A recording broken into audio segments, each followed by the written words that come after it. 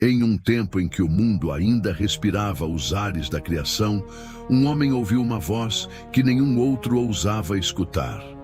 Noé não era arquiteto, não era engenheiro, era apenas um homem de fé. E isso foi suficiente para mudar a história da humanidade. Por décadas, suas mãos calejadas moldaram cada viga, cada tábua, cada detalhe daquela estrutura monumental.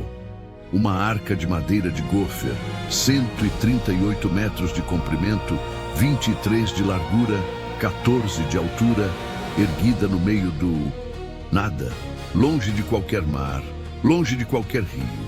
As pessoas riam, zombavam, não conseguiam compreender a grandeza daquilo que estava sendo construído diante de seus olhos.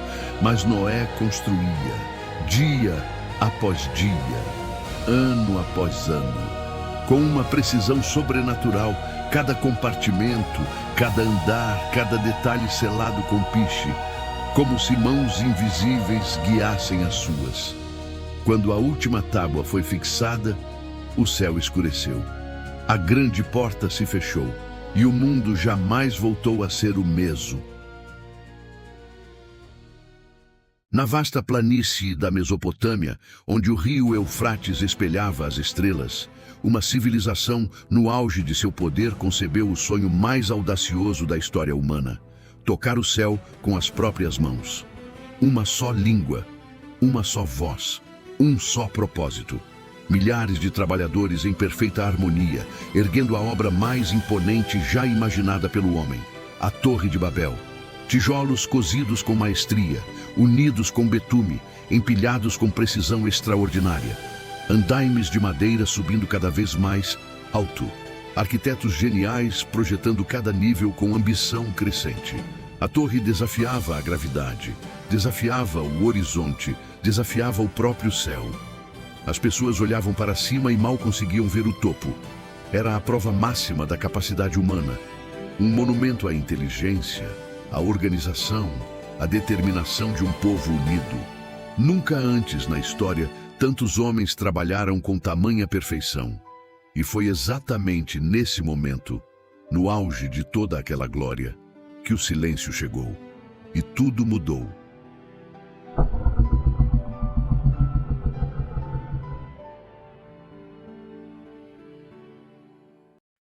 Havia uma promessa guardada no coração de um rei.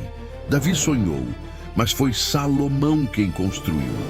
Em cima do Monte Moriá, em Jerusalém, surgiu a obra mais sagrada já erguida sobre a face da terra, o Templo de Salomão.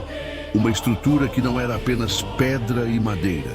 Era a morada de Deus entre os homens. 80.000 cortadores de pedra nas montanhas, 70.000 carregadores, 3.300 supervisores.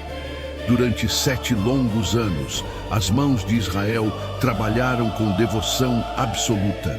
Cedros do Líbano navegaram pelo mar para chegar até ali. Pedras calcárias cortadas com precisão milimétrica. Ouro puro revestindo paredes, tetos e altares. Querubins de madeira de oliveira cobertos de ouro, com asas abertas tocando parede a parede. Cada detalhe era uma declaração de amor e reverência ao Criador. Quando a última pedra foi assentada e as portas douradas se abriram pela primeira vez, uma nuvem densa preencheu o templo. A glória de Deus havia descido e ninguém conseguia ficar de pé. Jericó era inexpugnável. Seus muros duplos e colossais, construídos com pedras imensas sobrepostas com perfeição, desafiavam qualquer exército do mundo antigo. Por gerações foi erguida como símbolo de poder e segurança. Muros tão largos que casas eram construídas sobre eles. Tão altos que soldados enxergavam o horizonte inteiro. Tão sólidos que nenhuma força humana jamais conseguira derrubá-los. Cada pedra escolhida, cortada e posicionada com maestria. Cada camada calculada para resistir ao tempo e aos exércitos mais poderosos da região. Não era apenas uma cidade, era uma declaração de que nada poderia penetrar aquelas muralhas.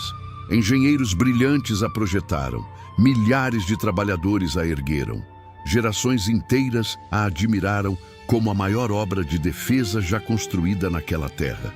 Era perfeita, era eterna, era invencível. Até o dia em que o silêncio de um povo marchando ao redor dela provou que nenhuma obra humana resiste ao poder do invisível. No coração do deserto do Sinai, onde o sol castigava sem piedade e a areia se estendia até o infinito, um povo construiu o impossível. Sem cidades, sem ferrarias, sem cantarias, apenas fé, talento e uma instrução divina detalhada como nenhuma outra na história.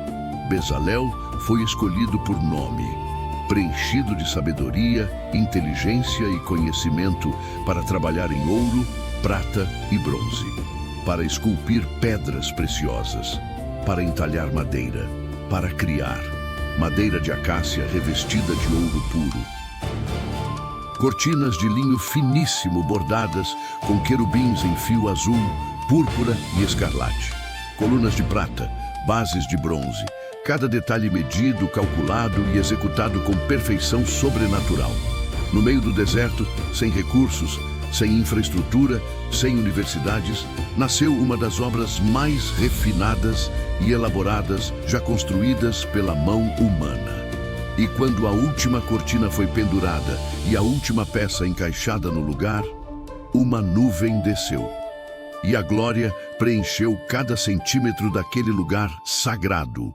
Herodes não era amado, mas era obcecado pela grandeza. E foi essa obsessão que produziu uma das maravilhas mais espetaculares do mundo antigo. O templo existente era modesto, insuficiente para a ambição daquele rei. Herodes então anunciou o impossível: expandir o templo de Jerusalém numa escala jamais vista.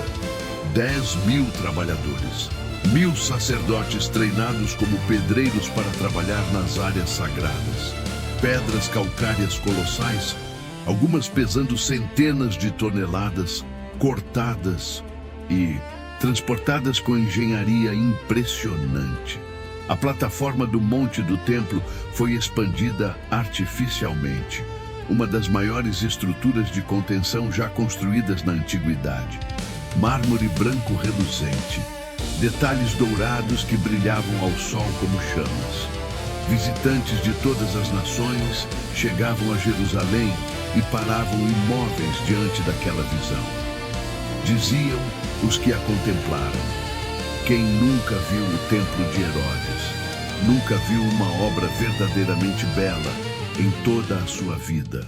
Jerusalém estava em ruínas, seus muros destruídos, suas portas consumidas pelo fogo, seu povo vivendo na vergonha e no perigo. Uma cidade sem muros não era uma cidade, era apenas um lugar. Foi então que um homem distante, copeiro do rei da Pérsia, ouviu as notícias e chorou, jejuou, orou e partiu com um propósito inabalável no coração. Neemias chegou a Jerusalém, percorreu os escombros em silêncio e tomou uma decisão. Aqueles muros seriam reconstruídos.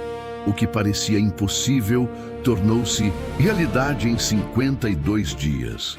Famílias inteiras trabalhando cada uma na seção mais próxima de sua casa.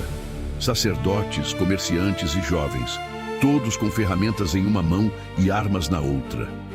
Adversários ridicularizaram, ameaçaram, conspiraram, mas os muros continuavam subindo. 52 dias, uma obra que levaria anos, concluída em menos de 2 meses, porque as mãos que construíam eram fortalecidas por algo muito maior que a força humana. No coração do Egito mais poderoso da história, onde faraós eram adorados como deuses e o Nilo ditava o ritmo da vida, um povo escravizado ergueu com suas próprias mãos 2 das maiores cidades do mundo antigo, Pitom e Rameses. Cidades armazém colossais, construídas para guardar os tesouros, os grãos e o poderio militar do império mais rico da terra. Mãos hebreias misturavam barro e palha sob o sol implacável. tijolos moldados aos milhares, secos ao sol, empilhados em muros que desafiavam a imaginação. Rampas enormes, paredes colossais, câmaras subterrâneas de armazenamento que se estendiam por centenas de metros, sem salário, sem reconhecimento. Sob o chicote dos capatazes egípcios, homens, mulheres e crianças construíram obras que atravessaram milênios. A engenharia era egípcia, os planos eram do faraó, mas as mãos que carregaram cada tijolo, que ergueram cada parede, eram mãos hebreias, mãos que o mundo tentou destruir, mas que a história jamais conseguiu apagar. Davi havia conquistado Jerusalém, havia derrotado seus inimigos, havia estabelecido seu trono, mas faltava algo, uma sede real digna do reino que Deus havia prometido. O rei Irão de Tiro enviou o que havia de melhor no mundo conhecido: madeira de cedro do Líbano, a mais nobre e perfumada de todas. Carpinteiros e pedreiros fenícios, mestres em sua arte, chegaram a Jerusalém com ferramentas e conhecimento incomparáveis.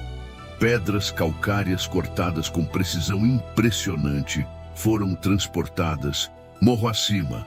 Vigas de cedro perfumado cruzaram o Mediterrâneo para cobrir os tetos do palácio mais importante do Oriente Médio. Cada sala projetada com maestria, cada detalhe executado com excelência. Um palácio que declarava ao mundo: aqui reina um rei ungido, escolhido, abençoado. Davi olhava para aquelas paredes e não via apenas pedra e madeira. Via a fidelidade de Deus cumprindo cada promessa feita a um simples pastor de ovelhas, de um campo com rebanhos para um palácio de cedro. Essa era a história de Davi. Tudo que o homem já construiu, cada pirâmide, cada templo, cada palácio, cada muralha, foi apenas um ensaio, um sussurro distante e impreciso do que está por vir.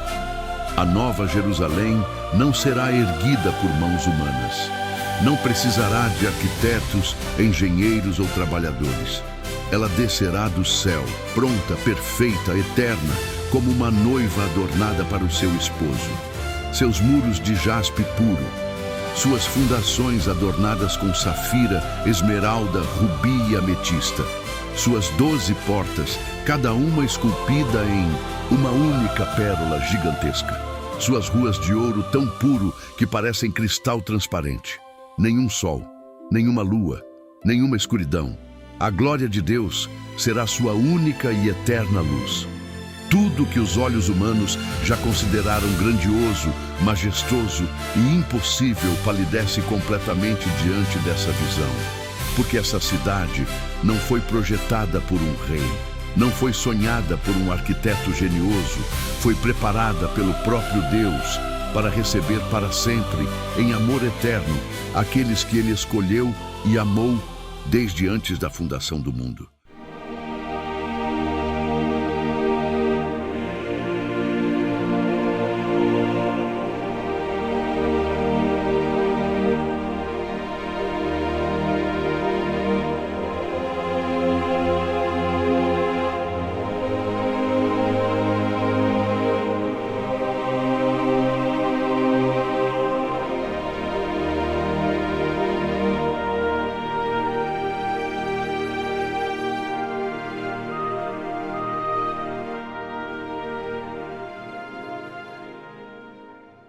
Abençoa o canal com o seu like e inscrição. Assim, a palavra de Deus alcança ainda mais corações.